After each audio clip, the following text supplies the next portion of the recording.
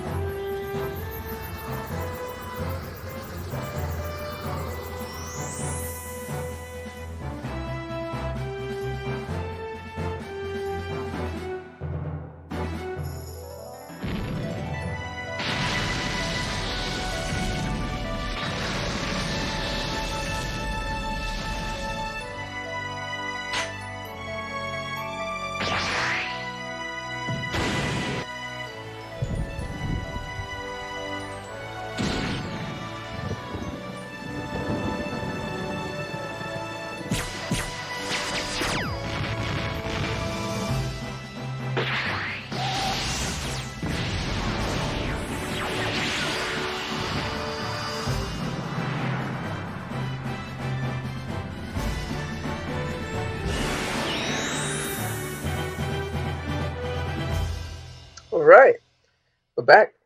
Well, that's quite a good opening. It's very much 90s era anime feel to it. I'm not gonna go through resume. I actually did a test game before. Just so you guys know, this is the PC port on Steam. I'm gonna choose wait. I like to choose wait in my RPGs. Gives me more time to plan things out. I'm slow as I get older.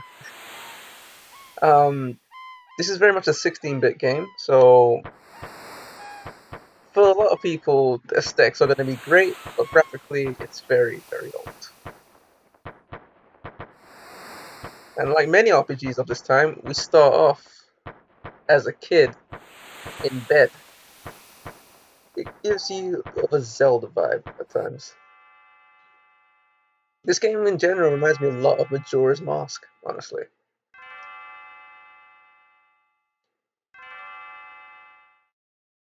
As you can probably gather from the name and the name of the main character, this game has a lot to do with time travel as well.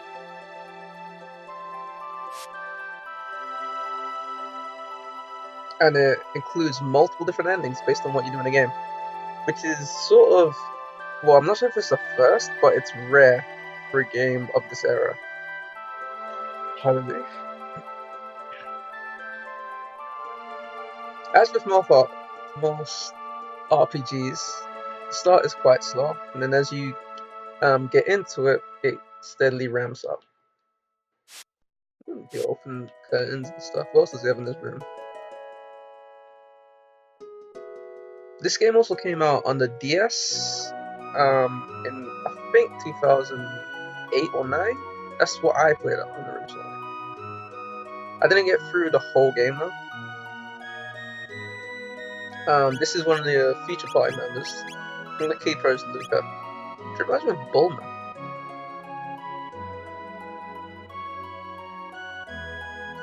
Alright. This cat seems to follow him everywhere. 200G. I'm guessing that means Gil, based on what Squaresoft puts in the other games. And here we're on the world map. Thankfully, this game doesn't actually include, what did it say? Visit our stall in Lean. Ah, cool. This game doesn't actually include, what was I saying? Oh yeah, random encounters. So any enemies that you fight, you'll see on the world map, but on the open field before you get full fight open. I'm as happy as now as I'll ever be. That makes me think something bad's gonna happen to her later on. Hopefully the audio is good for you guys at home. This is very much a impromptu setup I'm running right now. This is just a tutorial house. As we play through the game, I'll tell you guys what's going on instead of going through that long process. It's just a bit boring, honestly. Fairy office. There's Nair, what you supposed to thing. Foreshadowing. Only my dear friend Fritz will tell me about nothing more. Can I? I can. Huh. You're not actually supposed to do this, but hey, let's see what happens.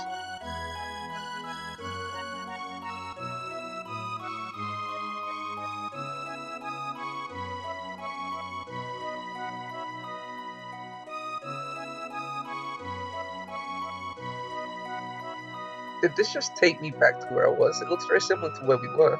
No, but this is a different port. I want to ride the ferry. I bet you do.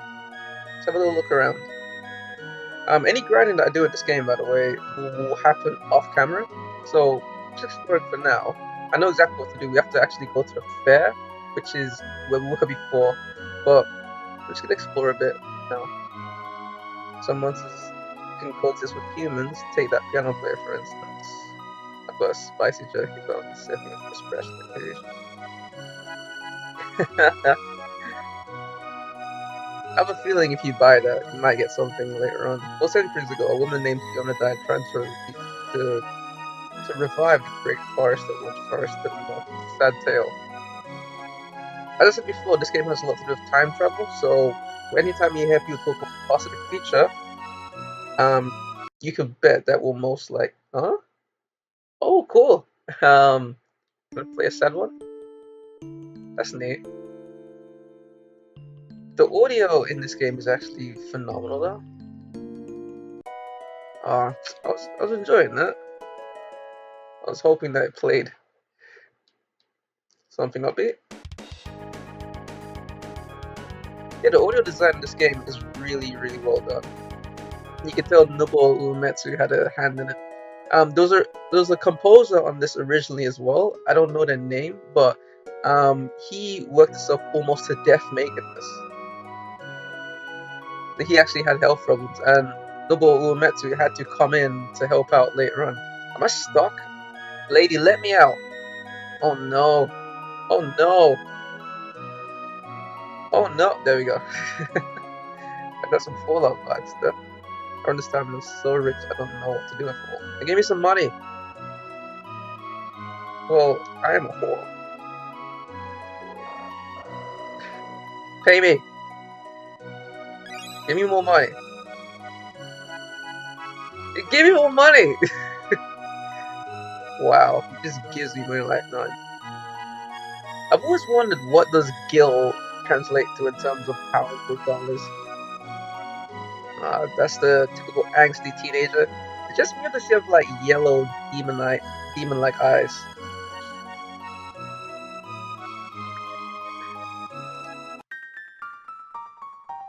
Hmm. Foreshadowing. What about this one? Well, same thing. Everybody says that he's greedy. That's not true, is it? Not really. Shelter. This is like tents in Final Fantasy games where you could use them as save point and it restores your HP and MP to your entire party. Alright, let's keep exploring.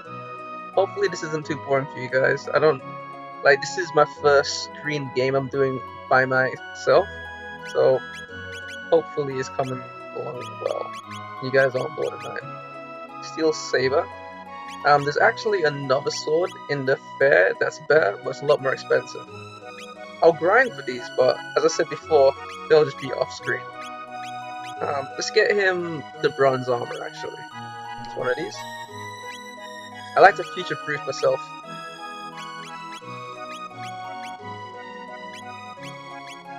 Let's see. So if anything, I will grind up to get the best equipment that I can at this area. Huh. Now, I can't remember if the random encounter was only in like dungeons, like visible enemies were only in dungeons or not.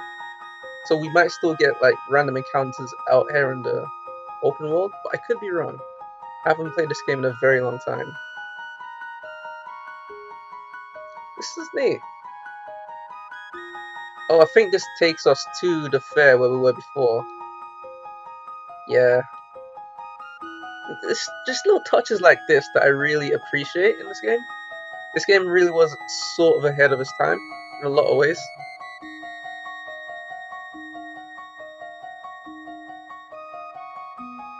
Yeah. Yeah, well that's cool. That's nice. It's just them saying, you could take a trip down here. Wanna go to Luca's house? This is who we're actually supposed to search for. She's the person that we named earlier. She's like an inventor chick. She's very much like the Bulma in this game, Chrono's Goku. For all you Dragon Ball Z fans out there.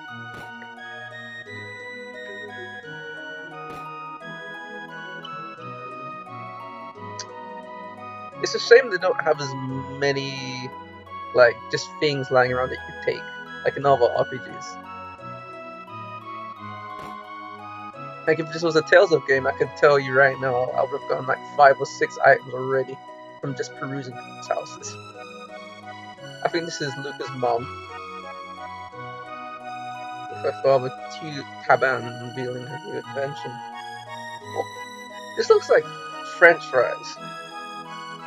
I don't know what it's supposed to be. I think it might be supposed to be some flowers, but it looks like French fries to me. It's in here. Okay. Alright. Time to go off to the fair. As I said before, this game reminds me a lot of Majora's Mask in the way of things just seem to happen. We'll come back to this. For now, let's go over to the Millennial Fair. Cool. And on that note, we will probably continue in the next episode. Hopefully you guys are enjoying it. If not, leave a comment down below. If you are, also leave a comment down below. See ya!